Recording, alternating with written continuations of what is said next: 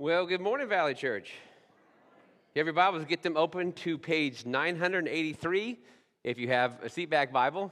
If you don't, get to page 983 and tell me where you're at, right? And then once you're there, get to Acts chapter 16, and then you'll be joined with me. That's where we're going to be this morning. I saw something really cool on the way in.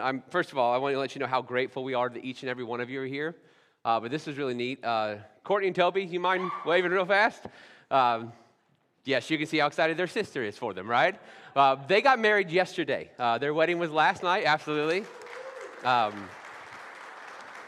not only were we thrilled for them, but they came to the first service the next morning. And so what a cool way to start off their marriage. And so just wanted to point that out and just congratulate them. And we're grateful they're here. We're grateful that you're here. This is actually going to be our last message in the Formed and Sent series. And so it's been this series has been done all fall long, which is kind of, we've been telling you, this is your pastor's heart for you, that we really want you to be formed into the image of Jesus, and we want you to be sent for his glory. And so we've been working through that since September. Next Sunday is going to be Family Worship Sunday. So the kiddos are going to be here with us, and we're going to launch Advent, and then coming in January, we're going to just be studying the book of Philippians, and so we hope you look forward to that.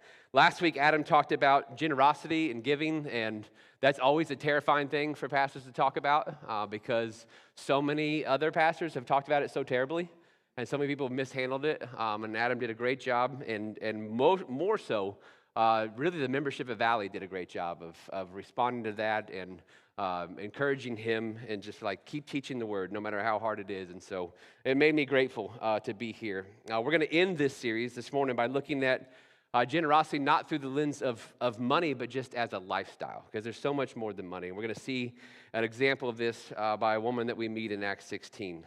So if you have your Bibles, turn there. We're going to get there in just a second. This time last year, I was at a conference in Michigan. My wife was able to go with me. Brandon and Grace were able to go with us. It was a neat conference. But on the first day, we were taking a walk around the camp where the conference was. And remember, this is Michigan, and it's November. And it was in the low 40s. It was cloudy. It was windy. It was not Brett weather, as I like to put it. And the guy leading the conference, we're walking up a hill, and he points to a lake. And we're going to put the lake on the screen for you. And he just said this really nonchalantly. He said, "There's the lake. I'm going to throw you all in there later this week." And it was just like that, tons of little nervous laughter, and we're like, "Is he joking? Like, he surely is joking, right?" And then we kept going on, and we're like, "No, that didn't feel like a joke, you know." And then we finally landed on, well, surely he's not serious. He was serious. He was very serious, and not 2 days later, we found ourselves in the lake, in like a polar plunge experience. And somehow, some way, through 48 hours, he convinced us that this would be good for us. That this would be important for us, that we were teaching our bodies that, yes, you can do hard things and stay calm, and you can manage stress and all that stuff. Looking back, I think this guy would just make a really good cult leader, right? Because somehow he convinced all of us to do it. We got in. It was 37 degrees out. The water, he told me later, was 41 degrees, so it was like a bath. And the goal was to stay in for 5 minutes. And it's one of those experiences that you kind of build up in your head, right? And so I assumed that getting in would be the second worst part. You know what I thought the worst part would be? Getting out. Because whenever I get out of a pool in the summer and there's a breeze, you immediately start freezing. But I'm here to tell you, all my preconceived notions were wrong. Getting in was terrible, but it was not the worst part. Getting out, actually kind of easy, because my entire body was numb and I didn't feel anything anymore. The worst part of all of it was something I never imagined. We went in the water to about waist deep. That was terrible. It wasn't the worst. On the count of 3, we all dropped to where the water was to our necks. It was terrible. It wasn't the worst. We took 4 to 5 deep breaths. That wasn't the worst. The worst part, the hardest part, by far the coldest part was after all that, and the guy said, "Now open up your hands." Because he knew that every one of us in the water was like this. Right? We're just hanging on for dear life. And to open up your hands did 2 things. First of all, your hands have a lot of blood vessels in them that act as thermostats. I didn't know that till this moment. So the first thing that opening up our hands did made us just instantaneously way colder than we were before. Second, it opened us up to what we were experiencing. We weren't guarded anymore. We weren't still trying to control things. In that moment, we just let go of the fear, let go of the need for control, let go of the veil of agency, like I was somehow in charge of this, and just gave ourselves to the almost freezing lake. There's nothing else I could do, nothing else I could grab, nothing else I could cling to. Before I opened my hands, I was still trying to manage the experience. After, I was just living the experience. Every single day, we go through this life with an incredibly high temptation to manage it. Our bodies are slowly breaking down. The economy ebbs and flows. We get a promotion, and then that promotion is taken away or we're fired. Someone we love gets sick. Gas prices go up. They never come down. You ever notice that? Groceries go up. The party that we liked won the election. The party that we didn't like won the election. We achieved at a goal that we worked really hard at, or we failed at a goal that we worked really hard at. And there's just so much uncertainty swirling around us, so much confusion and fear and anxiety within us. Without even thinking about it, we begin to live our lives like this. I'm not trying to make you feel bad. It makes sense. It's the most natural reaction there is. There's just one major problem. There's nothing that we are called to in the Bible that is possible living your life like this. There's not a single part of the way of Jesus that's accomplished through fear, through management, through clinging to and hoarding and trying to control every last aspect of our lives that we can. Jesus calls us to live open-handed with our time, with our money, with our stuff, with our families, with our schedule, with our everything. And he makes this possible by taking care of all of our greatest needs for us so that we can. Today, I want us to see that equation in a really simple example. To watch as Jesus changes somebody's life and then allows them to live differently after that. And so it's my prayer that we're going to be challenged and encouraged to do the same. To do so, we're going to look at Lydia's story in Acts chapter 16. And so I'm going to invite Terry up this morning to read that passage for us. He's going to be reading Acts chapter 16, verses 11 through 15. If you're physically capable, would you please stand with him to honor the reading of the Word of God this morning?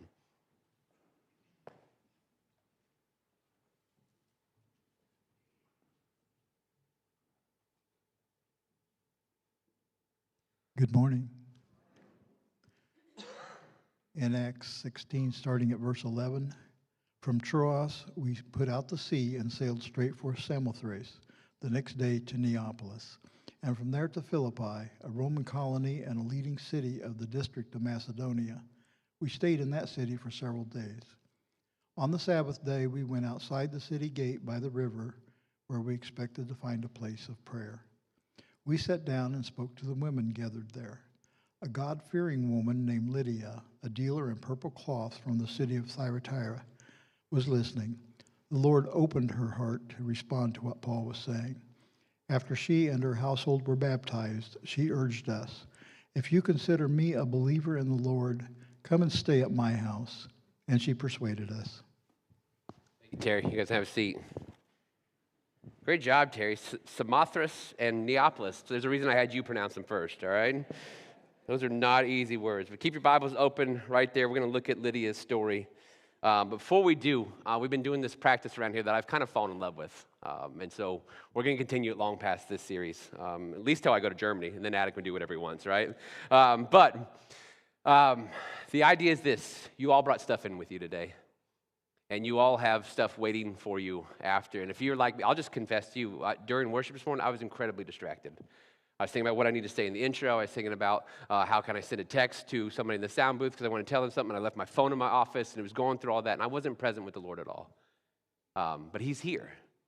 He's here. He's right now in this room with us. And so we're just going to invite you to slow your breathing down. Just take a moment just to let go of what you brought in with you, to let go of what's waiting for you, and just welcome him into your life this morning.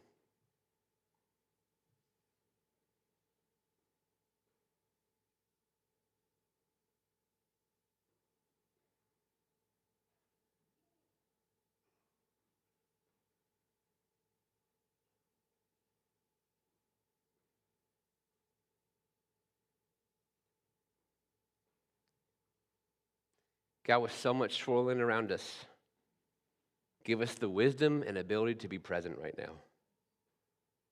Not just in this room, not just with the people here, but also with you. Would you speak? Would you speak clearly? Would you speak loudly? Would you speak boldly? And would you get the glory from all of it? We pray this in Jesus' powerful name. Amen. All right, so the book of Acts that you have open in front of you, that is a book written by Luke. Okay, Luke is the same guy who wrote the Gospel of Luke. This is actually a follow-up to his Gospel. It's kind of like a two-part volume that he wrote to Theophilus. And it's an account. Acts is just an account of how the early church of Jesus got started, and then it spread to areas of the known world. And some of it, Luke didn't have to research very much. Luke was a meticulous researcher. You know that from his writings. But some of it he didn't have to work hard at, because if you notice in verse 11 that Terry read for us, he uses this phrase, "From Troas we put out to sea." We put out to sea and sailed. The reason he could use that language is because Luke was there. So Luke was on this journey with Paul and a few other guys. He was there when all this happened. So this is a firsthand account. And there's a lot that happens in Philippi, but one of the main figures in this story is Lydia. And what we see here is that God was gracious to Lydia first. It's amazing how much we can actually know about Lydia, given that she's only mentioned a couple times in the Bible. But the reason that we can know a lot about her is because the details that are mentioned about her tell us an awful lot. So who was Lydia? Let's do a quick character study. Lydia was born in Thyatira. She was raised there. That is a city in Asia. And there was one particular export from Thyatira that kind of carried the economy there. It was under great demand, and it was a purple cloth. And the reason it was from there, it was made with this purple dye, which was a color that wasn't readily available in those times. And this dye was called Tyrian purple because it was from Thyatira. And they did this by, they would take thousands of sea snails, and they would harvest them and collect them. And then from thousands, they would just get a small amount of dye. And so not only was this incredibly popular, it was also very expensive because it was so laborious to make. And somehow, we aren't told all the details, boss lady Lydia got into the trade of being from Thyatira, and eventually she moves to Philippi, which is a thriving Roman city in Macedonia, which is in Europe. And the demand from the cloth, for her cloth there, would only increase. And so she most likely, by the time Acts 16 comes around, she's most likely involved in production, transport, and selling of this dye and this cloth. And from the details we're given, she was doing quite well. To put it very eloquently for you, Lydia had stacks on stacks on stacks on cash, right? Now I want you to imagine the challenges that were in front of her as a woman in the first century. This is not something that came natural. Still, she has built a literal empire. She was an impressive lady. And not only that, we're told in verse 14 that she was, quote unquote, God-fearing. This is very similar to the description we're given, if you remember, the Roman centurion Cornelius in Acts 10. Now in Philippi, where Lydia was, there was not enough Jewish worshipers there for a synagogue to be built. And so Rome built a small place of prayer outside the city by the river. And on Sabbath, we're told here that a small group of women, it was just women apparently, would go there to gather for prayer. And so when it comes to the worship of or awareness of Yahweh or Jesus, these women, they didn't know about Jesus, but they knew about Yahweh. These women were all there was in Philippi. This is it. Not a deeply spiritual city. And among them is Lydia. And so she would join them on Sabbath. And we're not sure where she was exposed to faith. She's not Jewish. We just know that she feared God. And she was both devoted and curious enough about this to attend whatever version of church was available to her at the time. But we know, don't we? That's not enough, is it? And so God makes the move to Lydia first. What happened right before, in the section right before Terry read for us in verses 6 through 10 is also amazing. So Paul and Luke and the rest of their companions are on this missionary journey, and it's their desire, their plan, their will to go further into Asia to spread the gospel and plant churches. And Luke writes in verse 7 that the Spirit of Jesus did not allow them to do so. And so they were kind of confused and like kind of stood pat for a day.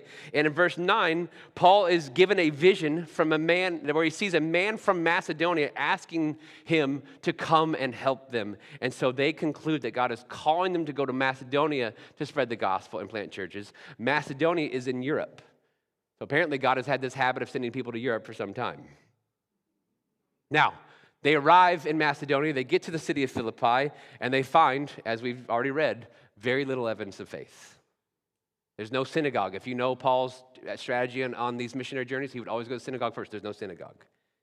And so on the Sabbath, they've been there a few days now, they go outside the city to the river, expecting to find a place of prayer, and there they do, and they find just a small handful of women gathered.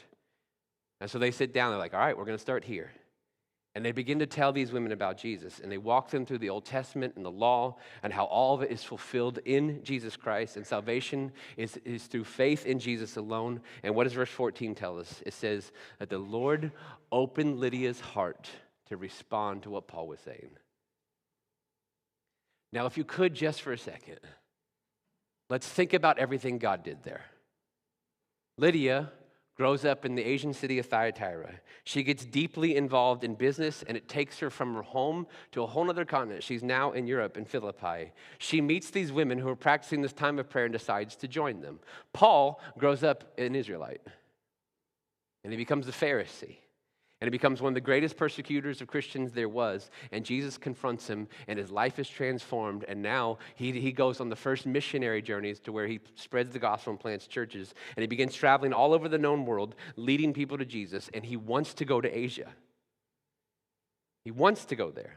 And God says, no, you're going to Europe instead.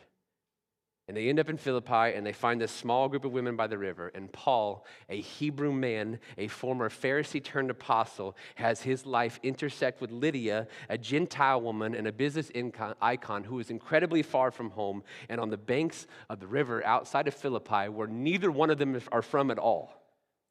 She hears the good news of Jesus, her heart is open, and she receives the gift of salvation that can only be found in Jesus. She is the first convert in the entire continent of Europe. And nothing is ever the same again. The amount of details, the amount of things that God orchestrated and initiated for Lydia to just hear the gospel is amazing and astounding. Of course, that's after all God already had done through Jesus to make salvation possible. I want you to understand, this is true of us too. God always makes the first move to us. He is always the initiator. His generosity is stated in the most famous verse of the Bible, John chapter 3, verse 16. For God loved the world in this way. How did he love us? He gave.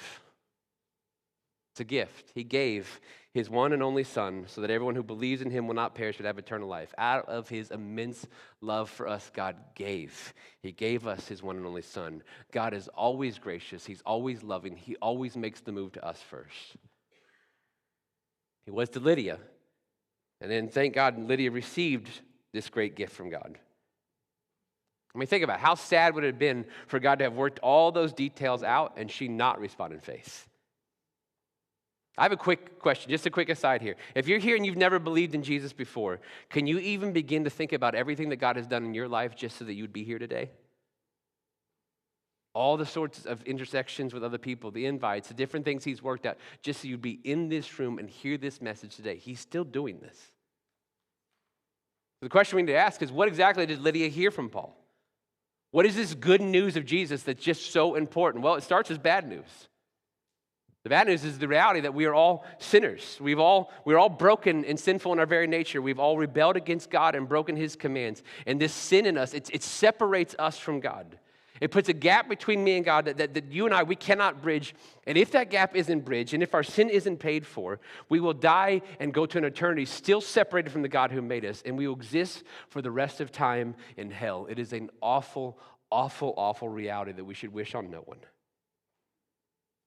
But how did John 3:16 start? For God so loved the world, that God in his great love for us, he made the move to us. He gave us Jesus. Jesus, God's Son, took on the form of a human coming as a baby. He lived the sinless life that you and I cannot and have not lived. He died on a cross, not to pay any price for his own sins, but to pay the price for ours. And he rose again to defeat death, to offer us life forever with him in heaven. What is left is just the receiving of that gift. That's the language in the New Testament, Ephesians chapter 2. For you are saved by grace through faith, and this is not from yourselves. It is what? It is God's gift. Not from works, so that no one can boast. Too often, way too often, we human beings, we want to come to God on our own terms. And I get it, right? This world can be scary. Life is hard and tragic often. There's so much out of our control, so much happening to us that we wouldn't choose. So out of fear or grasping for control or whatever, we just do this. We clinch up. Like, no, I'm going to earn my way to God. I'm going to be a good person. I'm going to go to church maybe. I'm going to be decent to my neighbors. I'm going to provide for my family. And at the end, he and I are going to work out some kind of deal, and he better accept it because I fought through. Friend, that's not the way. That's not the way. Jesus is the way. We had no way. We are lost and guilty and condemned, and Jesus made the way for us by coming for us and dying for us. The only way to life and heaven and salvation in God is to open. Is to receive by faith what Jesus has already done on your behalf. Lydia did, and you can too. And it changed her. In response to God's hospitality to her, Lydia immediately then shows hospitality to others. Now, I know what's happening in your brains right now. I already know it. When you hear the word hospitality, you're thinking of like, okay, that means I have to have others in my home and feed them. You're not wrong. That's part of it. But man, it's so much bigger than that. Do you know the Greek word that in the New Testament that we translate the hospitality? You know what that word literally means? It means the love of strangers. That's what it means. Lydia was a stranger to God, and he loved her anyways. Enough to send Jesus, and then to send Paul and Luke and the rest of them to Philippi, to the riverbed, all so that she could know God and be his daughter forever. These men, think about the men. They had left their homes. They had left their families. They had journeyed forever. They had changed their plans based on what God told them, all so they could be there that day, all to tell her the most important thing she could ever hear. And all this generosity and all this hospitality towards her, directed towards her, it actually impacted her. And look at what she does. Look at verse 15. After she and her household were baptized, she urged us, if you consider me a believer in the Lord, come and stay at my house. And she persuaded us, Luke says. She was firm on this. Now, I don't know where the fellows were staying, but I guarantee you it wasn't as nice as Lydia's house. Because I want you to look at the language there. She has a household. We aren't told anywhere in scriptures of her having a husband and children. Right? The New Testament version of a household included immediate family, but also servants and workers and staff. And so her house is big enough to have a staff, okay? You catch my drift? And she opens that thing up to Paul and Luke and the rest. But it doesn't stop there. The church that formed in Philippi, the one that Paul later writes the letter Philippians to, that we're going to study next year, guess where it met? It met in Lydia's house. It was the first ever church in the history of Europe, and it was at her house. Later in Acts 16, Paul and Silas are going to be arrested and beaten in Ephesus. They're going to be beaten almost to death. And then they're thrown in jail. And on their release, guess where they go? They go back to Lydia's house. And they're healed and they're cared for and they encourage believers and they continue their journeys. Her house became the central point of faith in Europe. It didn't take long for Lydia to realize that all her success in business, all that stuff that she had acquired, God did not intend for any of it to end with her. It was given to her for the blessing of many, many others. And this is consistent throughout the Bible. Hospitality pleases the heart of God. Again, this is more than a meal and a visit in your home. This is tangible ways to love others, including strangers. It is a way of living that is open-handed. God tells his people to live this way, both in the Old and New Testament. There are provisions scattered throughout the Old Testament law about how the Jewish people were to care for the foreigner living among them and to show them hospitality. In the New Testament, 1 Peter 4, Peter writes that we are to show hospitality to one another without grumbling. The Hebrews says that we've done this, when we do this for strangers, sometimes we might even entertain angels. Jesus tells the parable in Matthew 25, and in it he teaches that whenever we meet the needs of others, that we are actually doing it for him. And he adds in this little twist, that whenever we neglect to love others in those ways, we are actually neglecting to love him in those ways. Now, why does this matter so much to God?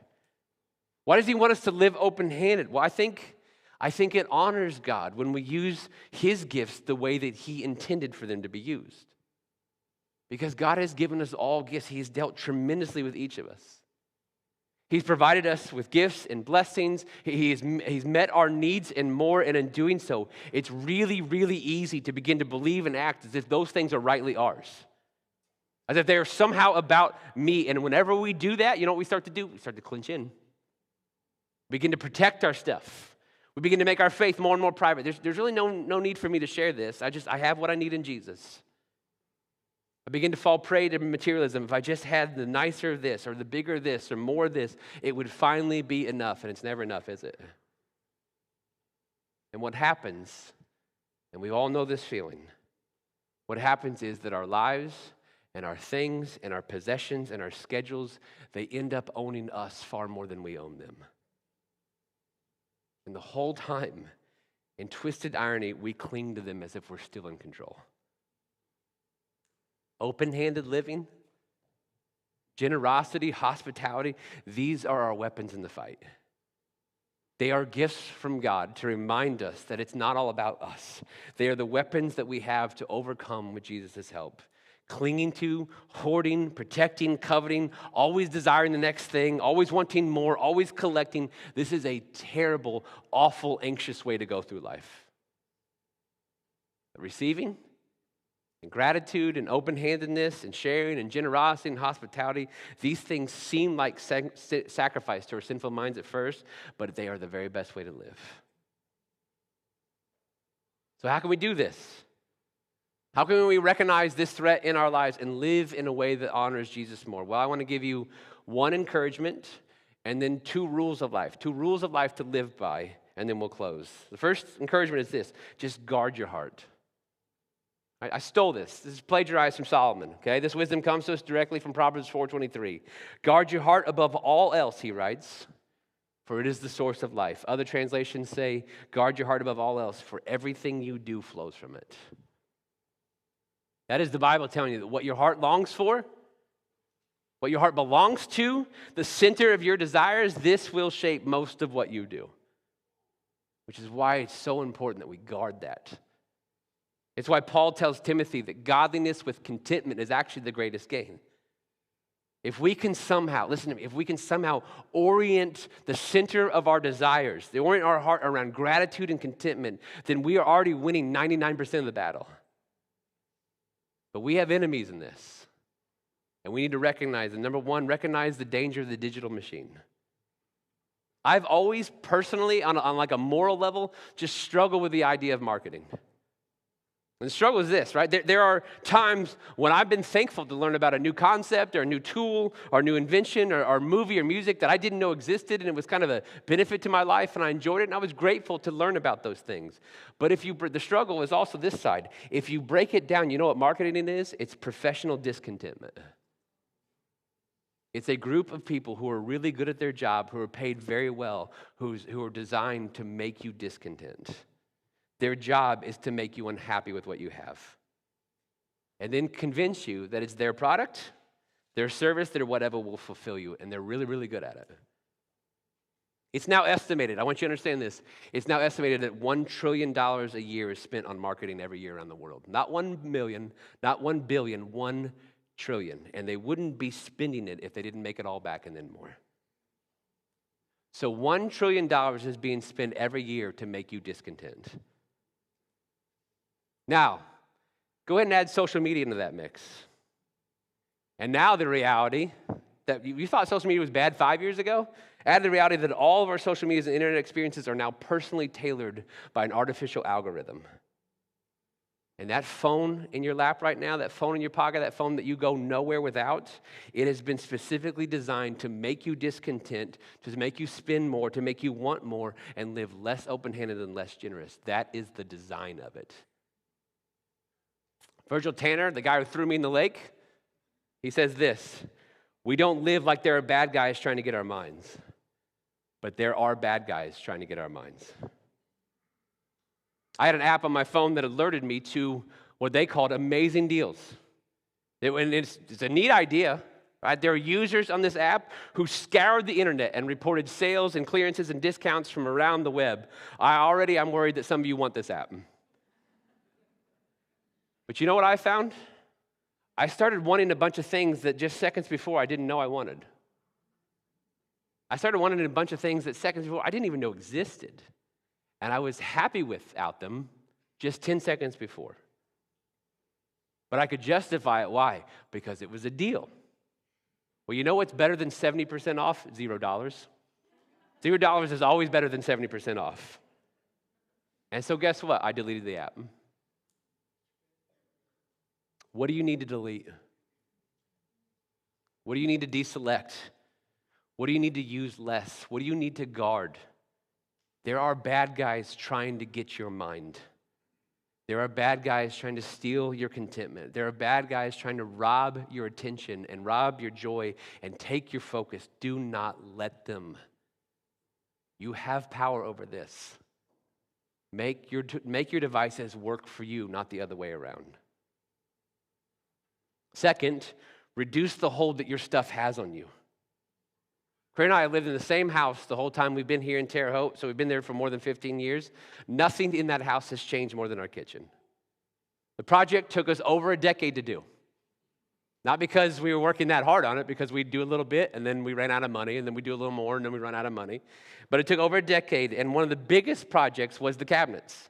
And we ended up painting them, again, to save money. And our parents came, and it took, man, this was a terrible job. It took all weekend long. Right, you remove them, you sand them down, you fill in the gaps, you sand it again, and you paint it and let it dry, and paint again, and you put them all back up. And the project actually became sort of like a core memory. So it's sort of part trauma, part good memory, right? And we shared it with our parents. But the change was awesome. The cabinets looked amazing. But you know what? Now on one of the lower cabinets, on the white paint, there are 2 long, hideous scratches. And I remember the day they happened. And I wanted to be furious. But then, thank God, before I erupted, I remembered where those scratches came from. And they are the results of 2 little twins running through our house. And I remembered that damage is just evidence of life. Damage to your stuff is just evidence of life. When you live open-handed, you're going to have stuff broken. But it's far better to have people in your midst than nice, unblemished things. You can't have both. There's a family from this church that allowed the youth group to come over to their house, and an unnamed youth pastor, I'm not going to tell you who it is, an unnamed youth pastor ran into the wall in their basement and broke it. Again, I'm not telling you who it is, all right? That happens. But let me ask the question, how much better is it to have a house full of teens spending time together, studying the Bible, making good choices, than it is to have unblemished walls and have them out doing God knows what? Your stuff isn't so great that it can be broken. Live open-handed. Guard your heart by recognizing the threat of the digital machine and just reduce the hold that your possessions have on you. All right, I'm running out of time, but we've tried to give you practices and rules of life all series long, so here's 2 as we close. Rule of life number 1, leave everyone and everything better than you found them. If you are in Jesus Christ, you are now an ambassador of Jesus, which means that your life is to be about others. So here's what this means in the simplest way I can put it for you. Let God bless you. You worry about blessing others. You don't have to worry about blessing yourself. Let God bless you. You worry about blessing others. It is the aim of your life to leave others better than you found them. So try to be the best part of their day. I mean, think about what do you leave in your wake? When waitresses and cashiers and service people are done interacting with you, is their day better or worse because you were a part of it? When people who work next to you, like whenever you leave a room, are they like, thank God that guy left? Are they like, wow, that was the best part of my day? Invest in others. Take the gifts that God gave you, pour them into others. Multiply yourself. Leave a legacy. Teach and share what God has allowed you to know. Sow into others. Be generous. Leave people better than you found them. It matters. And then do the same with places. Every school, every neighborhood, every place of work, every social club, every golf course and ball field and more, they should all be better if there are people there who love and follow Jesus. As an ambassador, you are sent to places by Jesus to represent him and bless those places. My family and I are going to be moving next summer. It's our prayer. It's my hope. I'm not going to state it confidently. It's my hope and prayer that when we do, our neighbors will be sad because we made the neighborhood a little better, not like, thank heavens, get rid of the Parks family. Are people sad when you leave places? Or are they kind of a little bit thrilled? Second rule of life. Just live open-handed. Psalm 24 says the earth is the Lord's and everything in it. I'll repeat that just so you get it. The earth is the Lord's and everything in it.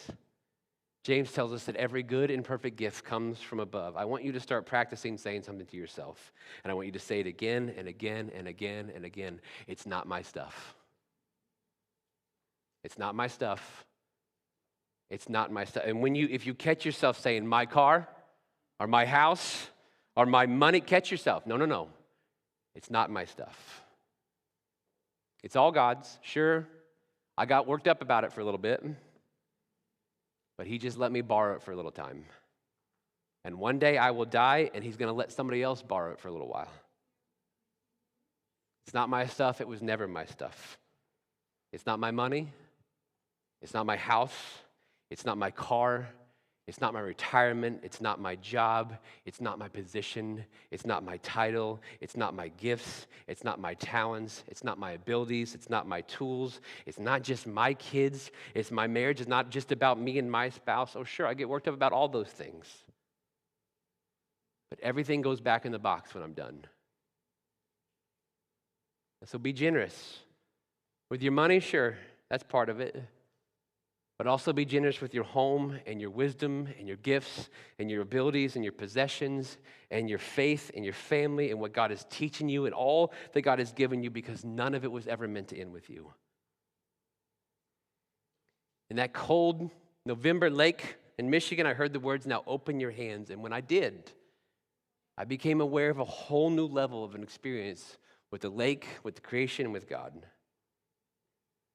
And all of us, we have to recognize this. All of us came in here today in some way or another, at some level of trauma response, with our fists clenched.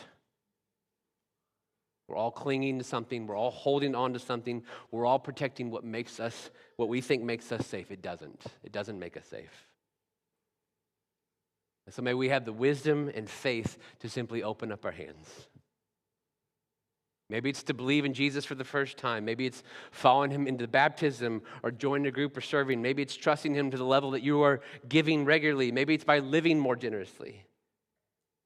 Maybe it's by a willingness to open your home and possessions to bless others. Maybe it's by making a concerted effort to leave people in places better than you found them. Maybe it's something I haven't even mentioned today, but God is saying it to you right now. Whatever it is, just open your hands. Whatever he wants, whatever he's asking, just give it to him. So we're going to give you a chance to do that. This will be a response time where you get a couple moments just to pray and ask, Lord, what is it that you're asking from me? What is it that I'm clinging to too tightly? What is it I'm protecting and hoarding? And you're like, no, that's not the way. The way is this. And whatever he reveals, would you open up your life and your heart and your hands to give him whatever he's asking? This is your time with him.